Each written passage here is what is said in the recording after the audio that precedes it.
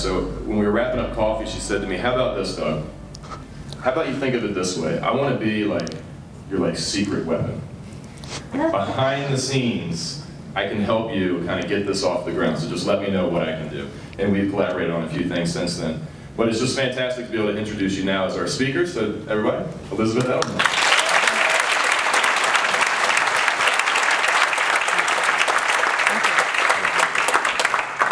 Thanks, Doug. All right, good morning, everybody. Good morning. Good morning. All right, I am Elisabeth, and as Doug mentioned, I'm really excited to be here today because I'm a huge fan of Creative Mornings. I'm just excited to speak, and I was really honored to be asked. So this morning, we're gonna get into it, right? Let's do this. Okay, this morning, we are here to talk about risk. I think risk is awesome. And I think a lot of people associate risk with fear, with doubt, and I generally believe that risk has a bad reputation because it's so awesome and it gives you so many opportunities. So as a publicist, I'm here today to change your perception of risk for the better. You might be asking yourself, what exactly are my credentials to be talking about risk? And I want to say, rest assured, I'm fully qualified. For one, I've done the requisite skydiving from 14,000 feet. I have also survived a Go Ruck challenge. Yes, I am carrying a man on my back there. So I will say you are stronger than you think. Just last month, took my first surfing lessons off the coast of Australia. And let's be honest, this photo is awesome, but I was terrible at surfing, so that's fine. What else have I done? I've eaten a cricket taco. You'll be glad to know there's not a photo of that. I actually, for Halloween, dressed up as Tom Cruise from Risky Business a couple years ago. It was the perfect opportunity to incorporate a Ledbury shirt into a Halloween costume. I bought a house at the age of 26. I also, one time, in order to get my resume into a company that I really wanted to work for, in order to access the building, I ducked under police tape during a Times Square bomb threat. Now, that was risky. It was also really dumb, so I don't recommend that. They did, however, offer me a job. Okay, so these adventures aside, it's far more likely that I have been asked to speak here today because I have embraced risk throughout my career, including at Ledbury, where risk is not only inherent to the company, but it's a requirement of my job every single day. So this morning, what we're going to do is I'll tell you a little bit more about my story, and I want to paint a picture for you on how you can risk successfully. I want to offer a few tactics at the end on how to make risk less dangerous and daunting and a little bit more doable. So here we go.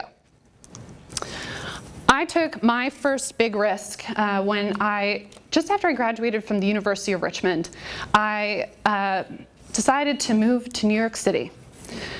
However, I had never spent a night there before in my entire life. I literally just got up. I mean, I had a job and everything, but I just went there. My dad dropped me off and there it was.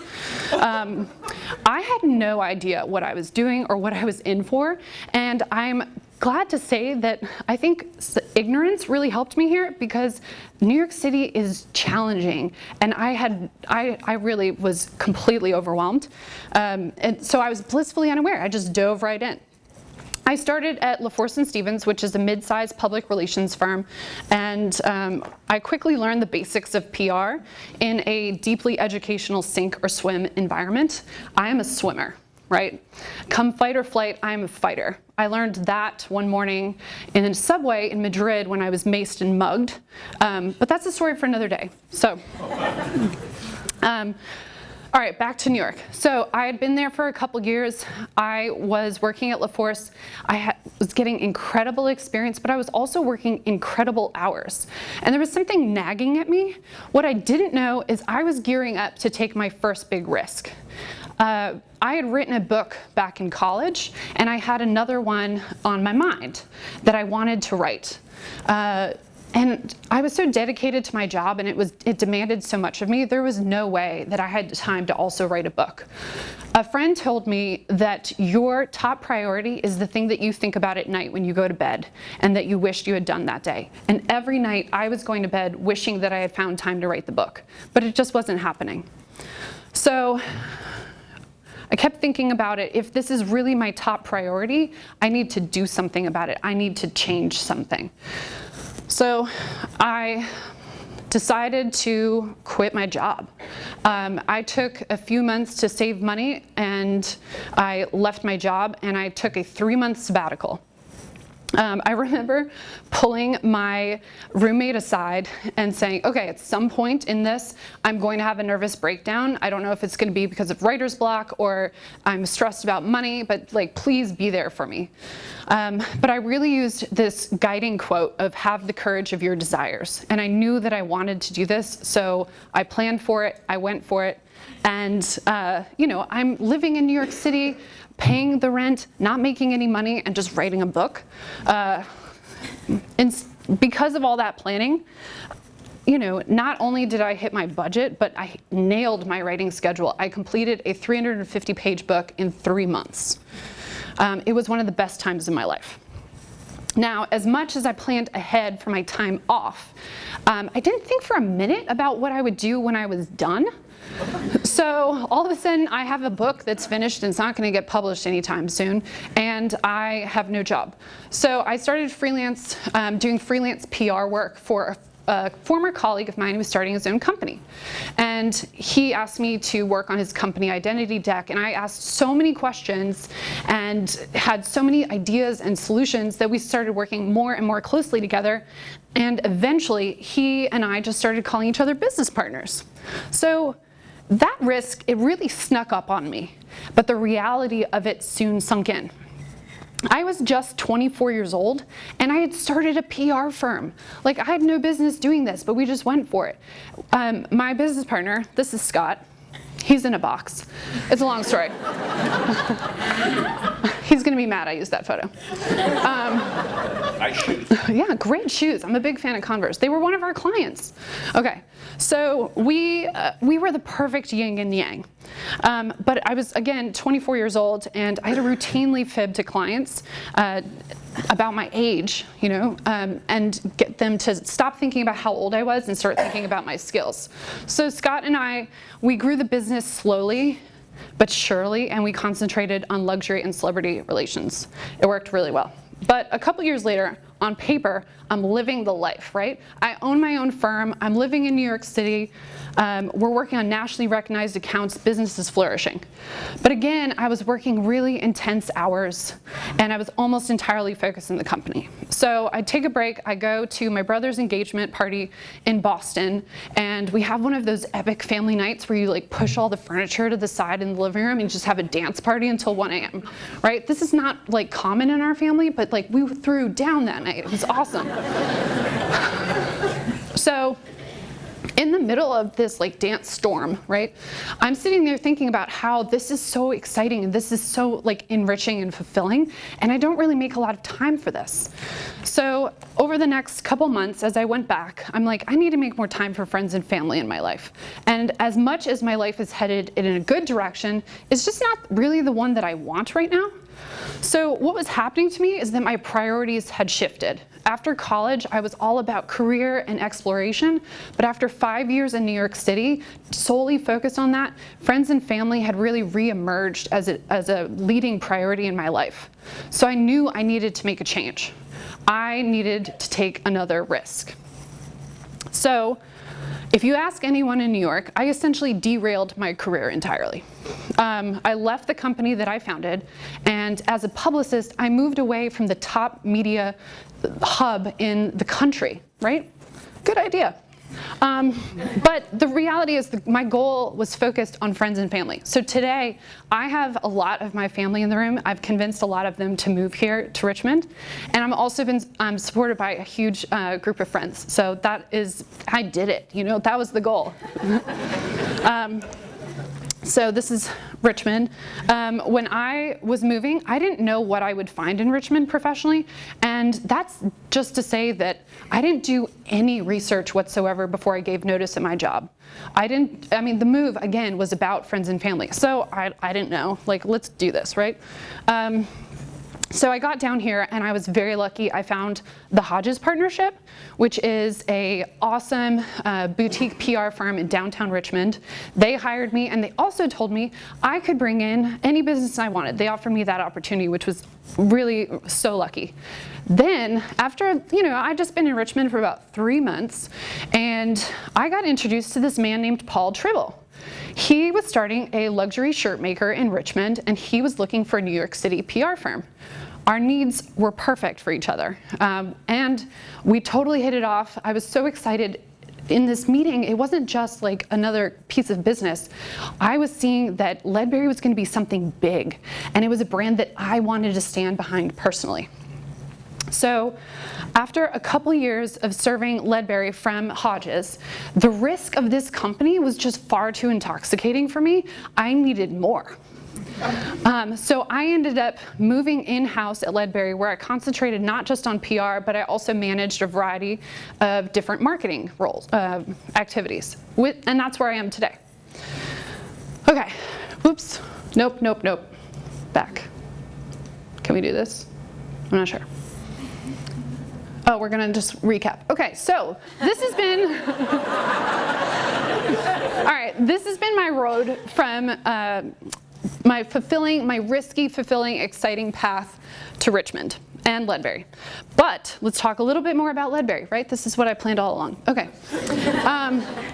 So we are the luxury shirt maker and menswear brand based in downtown Richmond. We are predominantly sold online, but we also have 2 stores in town, which you should frequent, just saying. Many of you know this story. So it was 2008. Paul Tribble and Paul Watson were graduating from Oxford with MBAs, and they had plans to go into finance. However, they graduated, as luck would have it, the day before Lehman Brothers went under. So their finance plans were completely dashed, and they had to come up with plan B and quick. So they decided to follow their passions and start a shirt maker. So they spent a year on Jermyn Street learning the art of shirt making, and by night they worked on the business plan. It was the height of the recession, right? It's not the best time to start a luxury shirt maker. So a lot of their friends were telling them they'd be better off selling burlap shirts. Ledbury was a risk founded in an unstable economy. It just doesn't necessarily add up, but the Pauls were really smart. They made an incredible product that had demand and it held value no matter the economy. Guys buy shirts like all the time. And what was really cool is investors were jaded by the financial crisis and the volatility of the stock market, so they loved the tangible nature of investing in Ledbury. So we were able to get our funding and get our start. All right, now one of my favorite things about risk is that it's not just reserved for major career transitions or starting a big company in a risky economy. You can risk every day, and I think that boldness is what makes life exciting. So I handle PR and national partnerships for Ledbury. My job is to make asks for Ledbury that go beyond us, that demand potentially more than we deserve, or at the very least, that demand what we deserve in an incredibly competitive market. So I have media contacts, but more often than not, I'm starting from scratch as we move and grow. So I just want to give you an example of how, just sitting at my desk and sending an email can be risky. Or opening your mouth and promising something that you're not sure you can deliver, like this story. Okay, so when I first met Paul Tribble 6 years ago, one of the questions I asked clients is, what is your top media get? And his response was, I want Joe Scarborough and Willie Geist wearing Ledbury on Morning Joe. And I'm like, yeah, no problem, I got that. We can do that, that's a great idea. And I went back to my desk a couple hours later and I'm like, okay. So I have experience getting TV personalities to wear the brands I represent. However, one little small problem. I had never heard of Morning Joe. I literally had to Google it. I was like, oh, it's the morning show on MSNBC where they talk a lot about business and politics. So, and I didn't have a single contact there. No one, nothing. Furthermore, I didn't know anyone who had any contacts there. It was not in my experience. It wasn't in my realm. Now, I had already told Tribble I could do it. I already took that risk. So I figured I'm already on this path, may as well keep going, right? So I picked up the phone and I called Morning Joe. There's a main line, may as well, right? Someone working the desk picked up and I was like, hey, can I talk to wardrobe? And they said, we don't have wardrobe. And they very nicely hung up. So every few weeks, so as not to annoy, I would call and, just see what information I could get. And over time, I got a few more tidbits. I found out there's an assistant, she handles wardrobe. So I called back a few weeks later. Ooh, the assistant's name is Mallory. Call back again. All right, I've got Mallory's email address now, right? And at this point, I'm thinking, oh, I'm so in, right? So I email Mallory.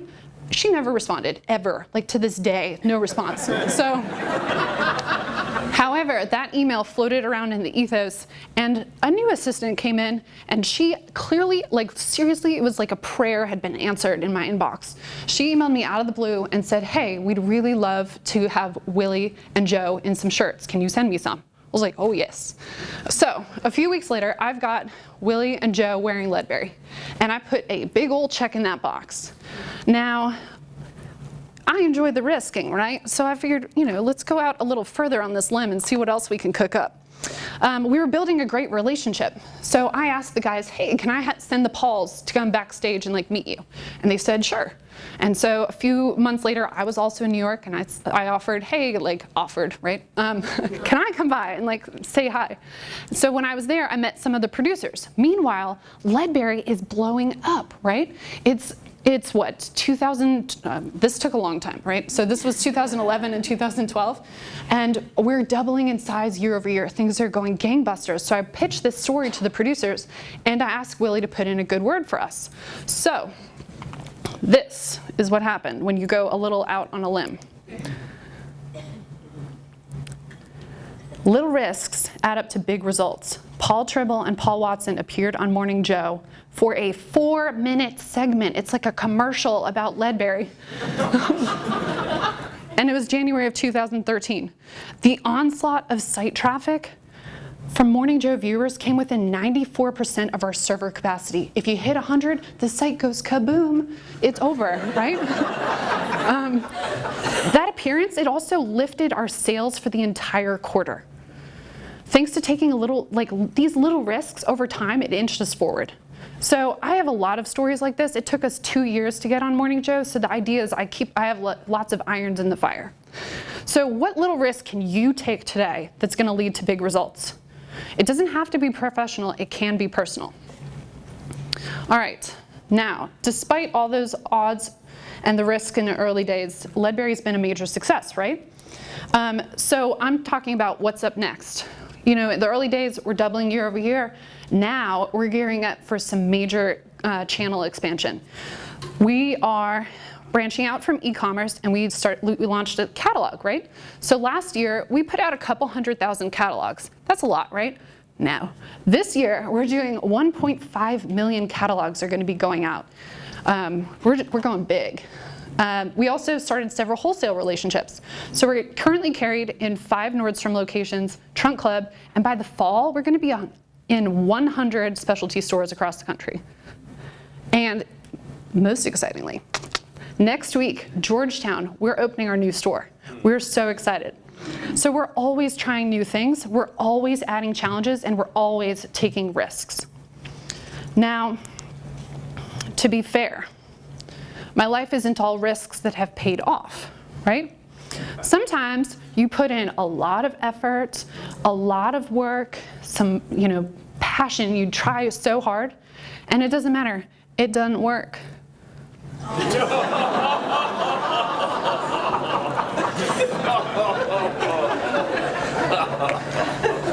So I'm going to give you 2 quick examples about this. I've written 2 books, right? How many of those books are published? 0. That's all right. It's mostly all right. I think the reality is I'm not risking enough there. I'm not really going for it enough, and I need to push myself further.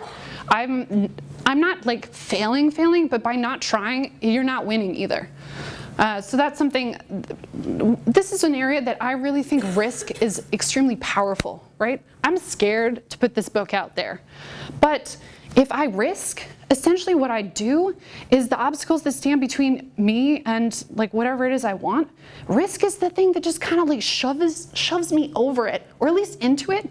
But either way, I'm headed directly towards the thing that I want. Now, not all risk is professional, of course, right? The deepest risks are incredibly personal. And I don't want to get all Nicholas Sparks on you guys here, but if we're going to talk about risk, we have to talk about personal relationships. So this has been my experience. There have been 2 men that I have loved in my life. And the first one, I never told him. The second one, I laid it all out there, right? And I got painfully leveled, right? But here is the thing, here's the beauty of it. The first one, I kind of regret. I think it worked out for the best. But the second one, I have no regrets whatsoever. And I am damn proud of myself. Yeah. So I'm happy to be the person who's going to risk and who's going to put it out there. Even after failing, I still say it's worth it. All right, now share that. You can't always win with risk. You're just not always going to, but I still think it's worth it. I still think risk is cool. I think it's awesome. And I've told you a few of my stories. So now, how can you take risks? How can you take control of risk, right? And when do you determine it's worth it? So more than a handful of stories, I want to offer a couple concrete tactics, some tricks for you. So first, I would say risk is reckless, right? It's commonly perceived to be reckless. It's that whole like throwing your body out of a plane mentality. But the reality is, where'd it go? Oh, there it is. There, reckless. Okay. I would actually say that the secret is risk does not need to be reckless. It can be planned. Risk can be meticulously planned, as if I threw my body out of a plane without thinking about it first, right? Okay, so my most successful risks have come from careful study and planning. If you go back to that story of me leaving the PR job in New York City to write a book, I didn't just quit one day and like hope I would like come up with a book idea, right? I took 3 months to think about what do I want here, right? What do I need? And I thought, okay, I need time to write this book. And I explored part-time jobs. I explored leaving New York City. I figured out that I could make the budget work for living in New York City. And then I took in another 3 months to save money to work on my writing schedule. I planned it all out, and I got my book's outline all down on paper. Because I planned ahead and I prepared, it made my leap purposeful and productive. I had a goal, I had a direction, and I had a means to get there. And that is still extremely risky. I was still living in New York City with no ways of paying my rent, but it was enough to get me going. Now, another example for you. Paul Tribble, our CEO at Ledbury, he has appeared on national broadcast television quite a few times. MSNBC, CNBC, Bloomberg, CNN. And the thing is, it's an extremely high pressure situation. You're up there, you don't get to like go back in your slides or like ask for a do-over if you mess up. You have to nail it, right? And our reputation hangs in the balance. No pressure. I love this about Paul Tribble. He gets on national television. He looks so calm and poised, and he just like crushes it. It's amazing. But what's his secret? He practices. A lot. Like a lot. Like he's in a conference room with the door closed, like talking to himself. We drill him with every angle, every question. We practice banter. We talk about current events. We cover every piece of his performance because there are so many variables there. His performance cannot be one of them. Planning makes risk less reckless, and it sets you up for success. All right, next one. Risk is scary because you don't know what's going to happen. It makes you play mind games with yourself. You're like trying to figure out what the outcome's going to be on this gamble. And it makes you question whether you've got what it takes. So I say, you have to build up your confidence. Risk likes to undermine you, and it makes you question yourself. It makes you wonder if you can do it. So I've got 2 tips here to build up your confidence. The first, in that moment of risk, I want you to lean on your track record. Think back to little successes, big successes, in your career, in your sport. It doesn't have to pertain to the subject at hand, the risk at hand. You just think about silly things like I got good grades in high school. Like, it gives you that idea that you have a strong track record. And so as I approach this risk, I'm like, okay, I have a habit of landing on my feet. I will do well again in this occasion. And I take my confidence back. Let's say like you don't have that track record. Everyone has that track record, you really do. But if you're not digging deep enough for it, fine. Or if that's not enough for you, you get better at taking risk by doing it. And you can just start with a small one. I've learned with all of my risks over the years, I've gotten really good at taking risks. And I am prepared to go bigger with risk. So I've developed a confidence in taking a risk. You can do the same thing by just working on that little risk. All right. Now, risk is dangerous. Here's the X factor. As much as you plan and as much confidence as you have, that only takes you so far. At some point, you still have to jump. You still have to go into the danger, into the discomfort. That is risk. So I say take courage. The quote I always come back to that I already mentioned earlier is have the courage of your desires. And that quote, it just makes me really confront why it is that I am taking a risk. The reason why you jump is because of what's on the other side. So anytime I take a risk, if it's a career move, if it's a physical feat, a personal declaration, whatever it is, it comes down to digging down inside and thinking, this is what I want. I want that. Despite the odds, despite the obstacles, despite how unlikely it might seem, despite how much I might lose, despite everything, I want that. It is important to me. And so it's worth the risk. If I want it, I've got to go get it. I have to have the courage of my desires. So, this morning, here's our bottom line. I think risk is awesome because it makes my life meaningful. I have to take risks to get the things that I want, to live the life of my priorities. I also, let's be honest, I like the thrill. So I ask you this morning, how are you going to embrace risk now? And I am very excited to see what your next risk will be. Thank you.